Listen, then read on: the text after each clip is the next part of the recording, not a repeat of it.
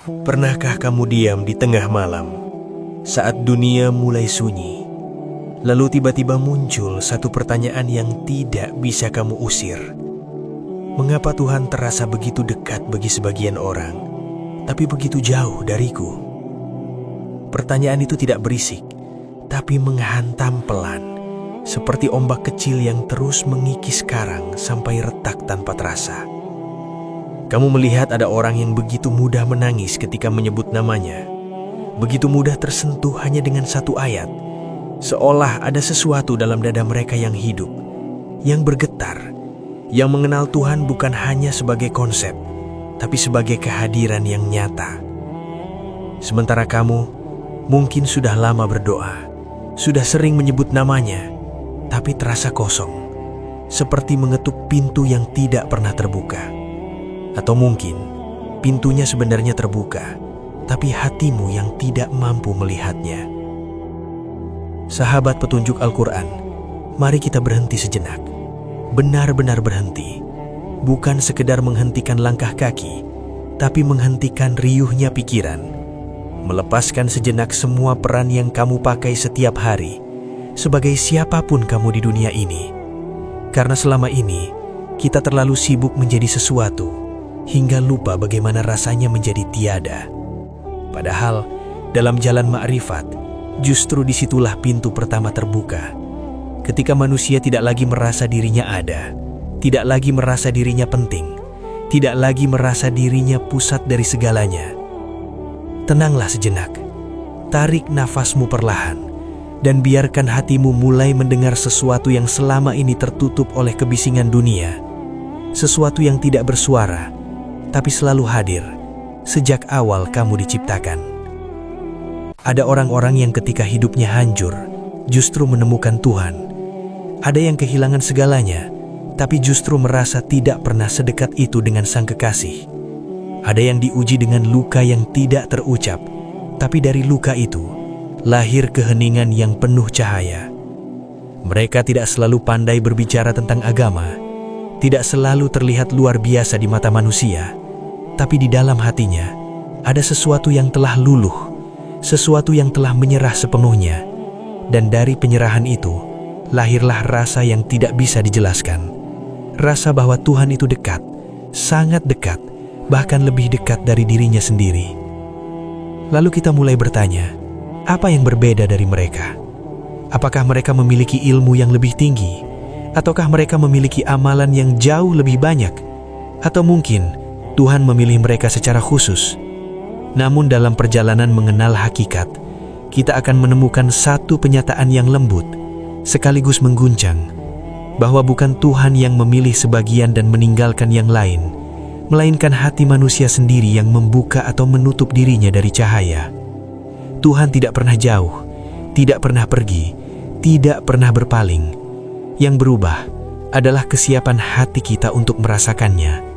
Karena seringkali, tanpa sadar, kita lebih memilih memeluk dunia daripada membuka diri kepadanya. Maka di awal perjalanan ini, kita tidak akan langsung mencari Tuhan kemana-mana. Kita tidak akan berlari keluar, tidak akan sibuk mengumpulkan banyak hal. Karena mungkin, yang kita butuhkan bukan tambahan, tapi justru pengurangan. Mengurangi rasa memiliki, mengurangi rasa aku, mengurangi keyakinan bahwa kita mampu berdiri sendiri. Dan perlahan, kita akan mulai melihat bahwa penghalang terbesar antara kita dan Tuhan bukan jarak, bukan waktu, bukan keadaan, tapi sesuatu yang selama ini kita pelihara dengan sangat setia, yaitu ego kita sendiri, yang diam-diam menjadi hijab, menutup cahaya yang sebenarnya tidak pernah berhenti bersinar. Sahabat petunjuk Al-Quran, jika kita menelusuri lebih dalam ke dalam diri, kita akan menemukan sesuatu yang sangat halus, namun sangat kuat menguasai.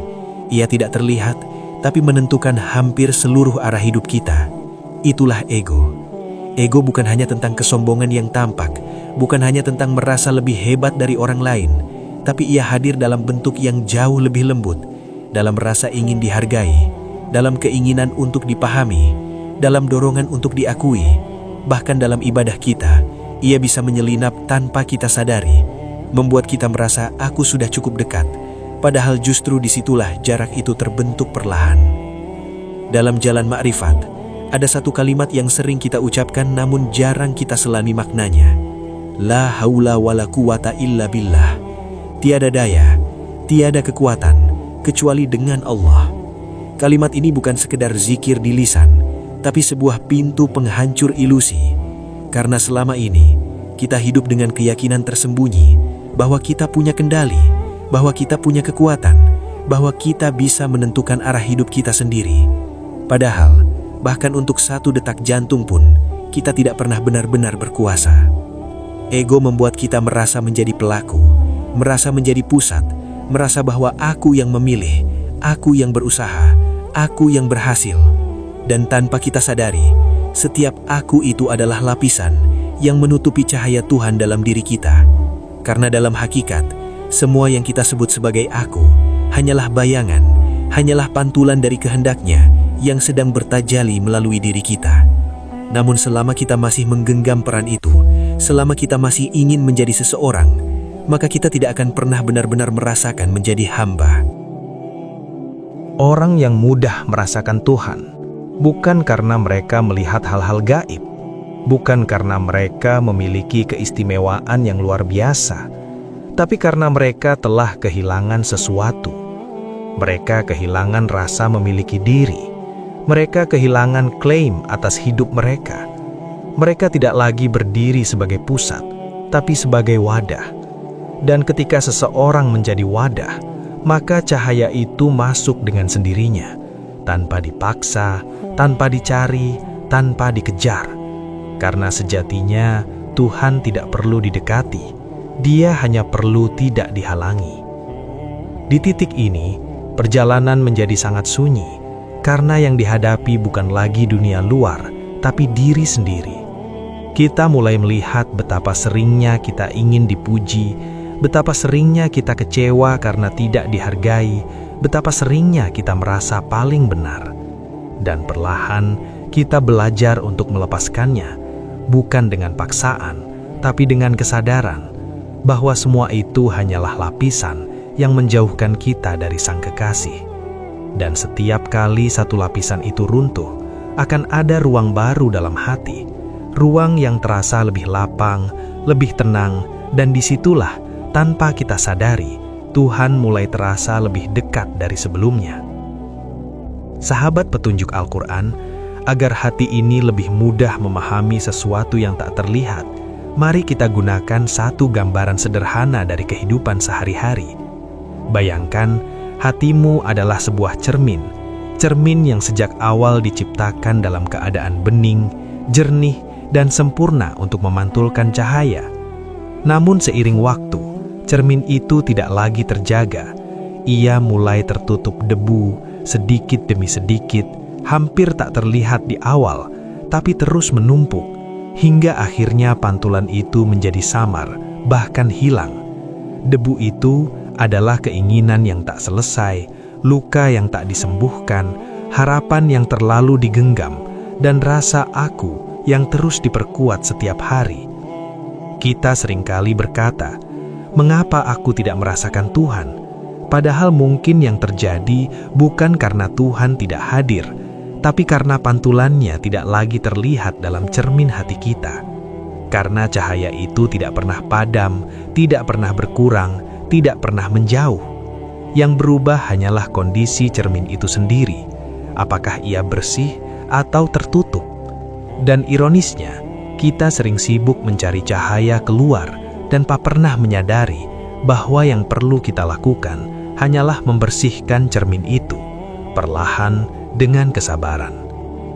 Orang-orang yang mudah merasakan Tuhan bukan karena mereka memiliki hati yang berbeda, tapi karena mereka menjaga kebeningannya.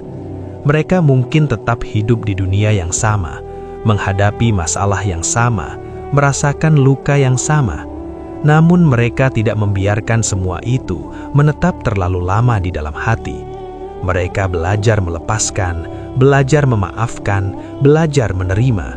Dan tanpa mereka sadari, setiap kali mereka melepaskan, satu lapisan debu itu terangkat, dan cahaya itu kembali terlihat, sedikit demi sedikit.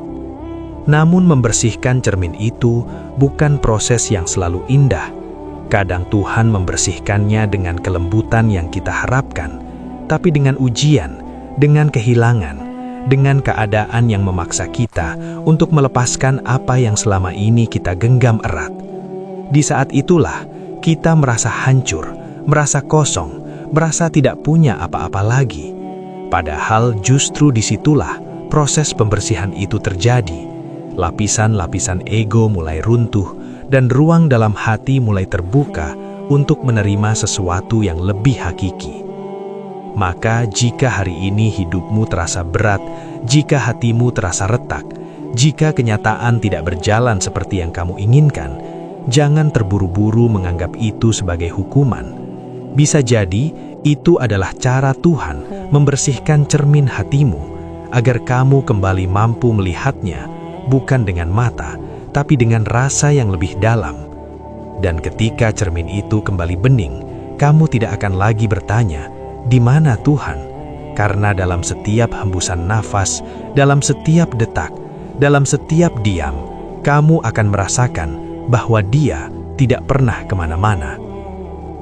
Sahabat petunjuk Al-Quran, ketika kita mulai merasakan keheningan dalam hati, ketika kita mulai mengenali bahwa ada sesuatu yang lebih dalam dari sekedar kehidupan lahiriah, seringkali muncul satu godaan yang sangat halus, yaitu merasa cukup dengan rasa dan perlahan melonggarkan syariat.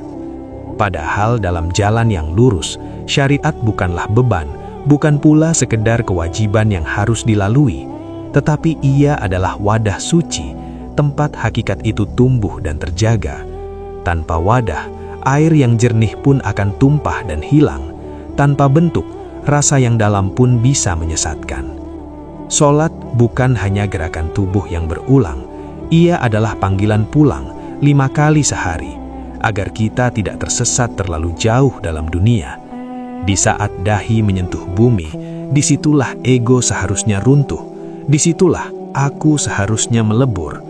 Namun jika solat hanya menjadi rutinitas tanpa rasa, maka ia seperti tubuh tanpa ruh, tetap ada bentuknya, tapi tidak menghidupkan hati. Puasa bukan sekedar menahan lapar dan dahaga, tapi latihan untuk melihat bahwa kita tidak benar-benar membutuhkan banyak hal seperti yang kita kira, bahwa keinginan itu bisa dikendalikan, bahwa ego itu bisa dilemahkan. Dan ketika ego melemah, ruang dalam hati menjadi lebih lapang, lebih siap menerima cahaya, lebih mudah merasakan kehadiran yang selama ini tertutup oleh dorongan-dorongan duniawi. Dikir bukan hanya pengulangan kata, tapi perjalanan kembali dari banyak menuju satu, dari hiruk-pikuk menuju diam, dari aku menuju Dia. Setiap lafaz yang diulang seharusnya bukan sekedar suara, tapi pukulan lembut yang meruntuhkan dinding-dinding dalam hati, hingga akhirnya yang tersisa hanyalah keheningan. Dan dalam keheningan itu, ada rasa yang tidak bisa dijelaskan. Rasa dekat, rasa cukup, rasa damai. Orang yang benar-benar merasakan Tuhan tidak pernah meninggalkan syariat. Justru mereka menjaganya dengan lebih halus, lebih penuh cinta, bukan karena takut, tapi karena rindu. Mereka sholat bukan karena kewajiban semata, tapi karena tidak tahan untuk tidak bertemu. Mereka berzikir bukan karena perintah, tapi karena hati mereka selalu ingin kembali.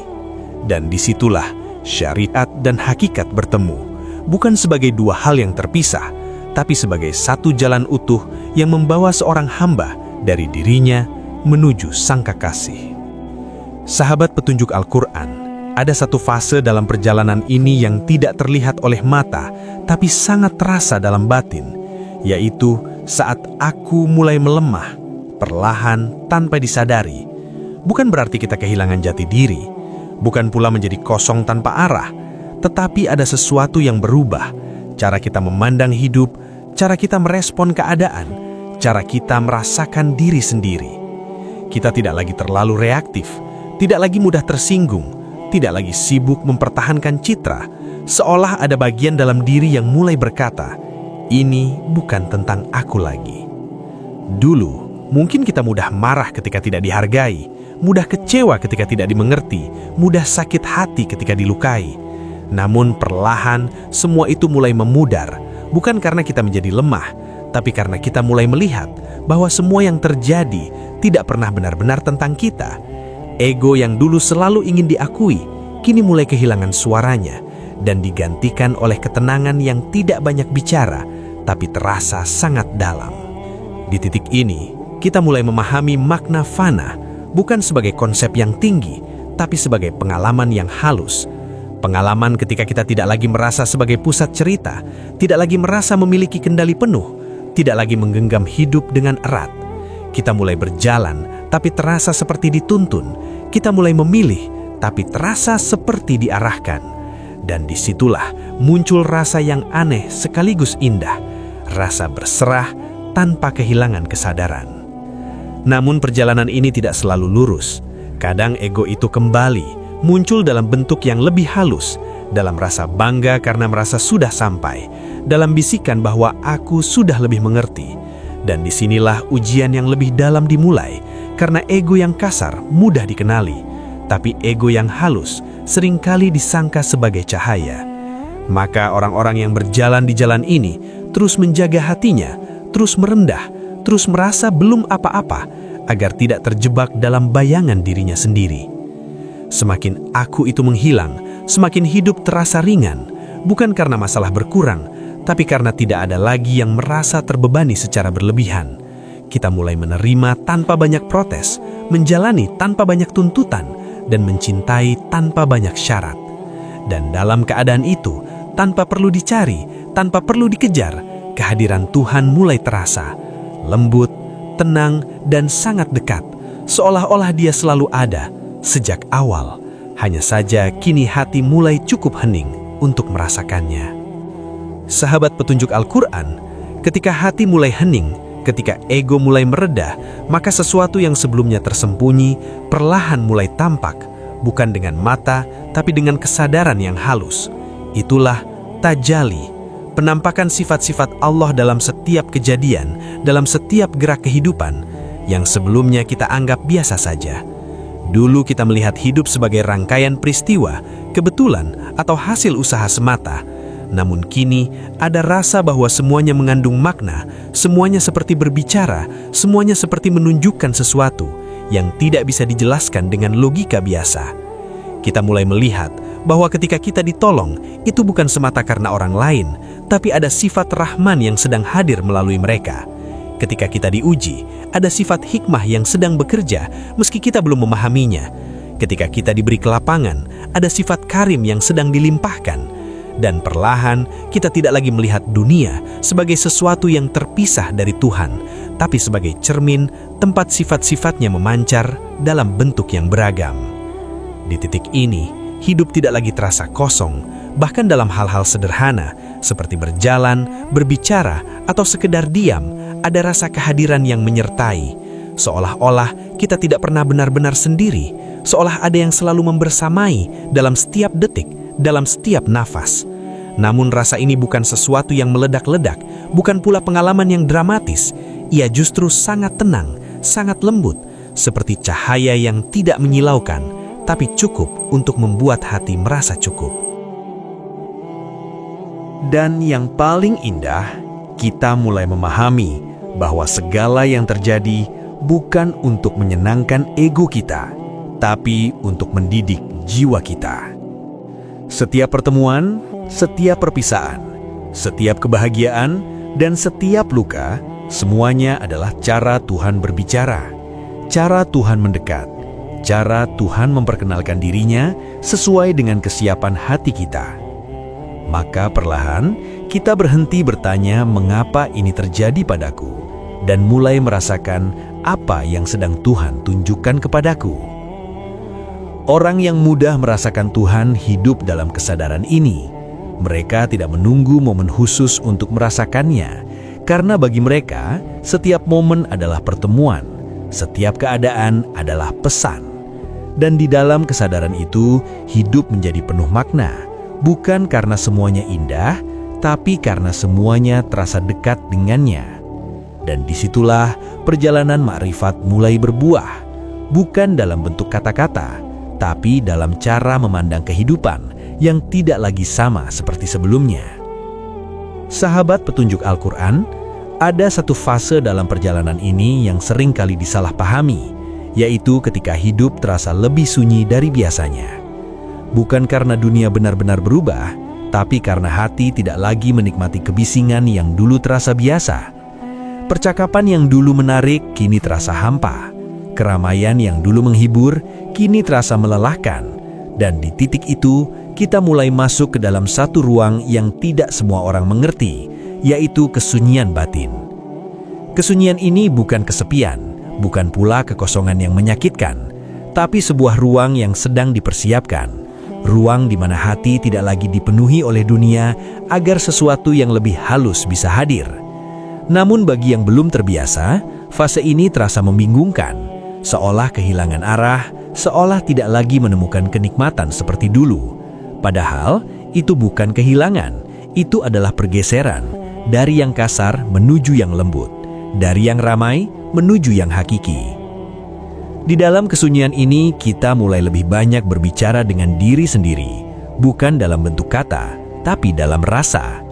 Kita mulai menyadari gerak hati, mengenali niat, melihat dengan jujur apa yang selama ini tersembunyi, dan disitulah perjalanan menjadi lebih jernih, karena kita tidak lagi sibuk melihat orang lain, tapi mulai melihat ke dalam, ke tempat di mana semua bermula. Namun kesunyian ini juga membawa ujian, karena di dalam diam, segala sesuatu menjadi lebih jelas.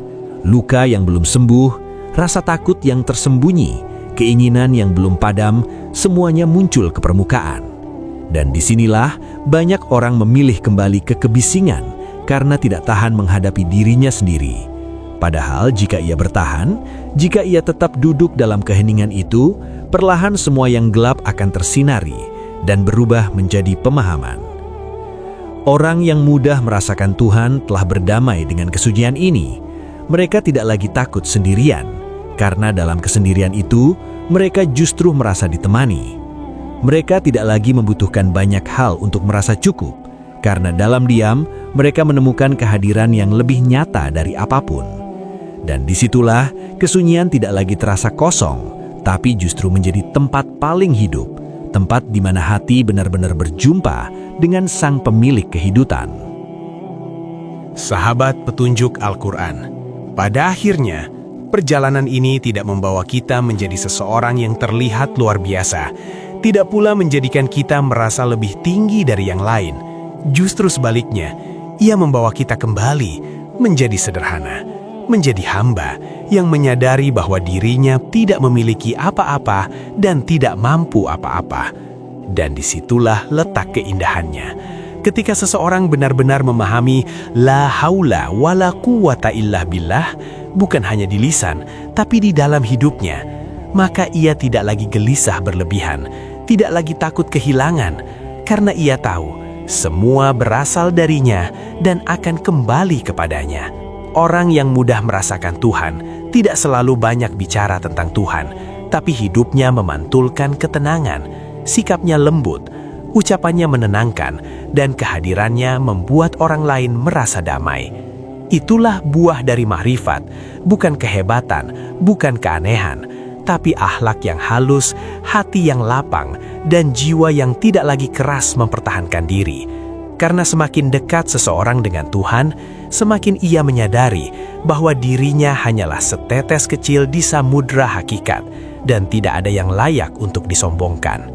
Maka jika hari ini kita masih merasa jauh, masih merasa hati ini berat, jangan putus asa. Karena jalan ini bukan tentang siapa yang paling cepat, tapi siapa yang terus berjalan, meski pelan, meski tertatih. Yang terpenting, bukan seberapa dalam kita merasa, tapi seberapa jujur kita ingin kembali. Karena Tuhan tidak pernah menuntut kesempurnaan, Dia hanya melihat arah, apakah hati ini masih ingin pulang, atau justru semakin menjauh. Ya Allah, jika hati kami masih tertutup, bukalah dengan kelembutan-Mu. Jika langkah kami masih ragu, tuntunlah dengan cahaya-Mu. Jika kami terlalu sibuk dengan diri kami sendiri, maka ajarkan kami untuk melepaskannya. perlahan, hingga yang tersisa hanyalah Engkau dalam setiap rasa, dalam setiap napas, dalam setiap diam kami.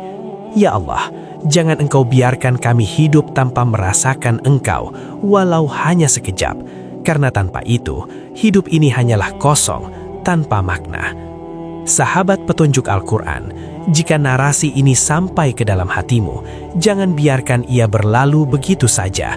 Tuliskan di kolom komentar apa yang kamu rasakan. Mungkin itu adalah awal dari perjalananmu. Bagikan kepada mereka yang juga sedang mencari, yang mungkin diam-diam merindukan Tuhan seperti kita semua. Dan dukung channel Petunjuk Al-Quran dengan like, share, serta subscribe, agar lebih banyak hati yang tersentuh, lebih banyak jiwa yang kembali, dan lebih banyak langkah yang menemukan jalan pulang menuju cahayanya.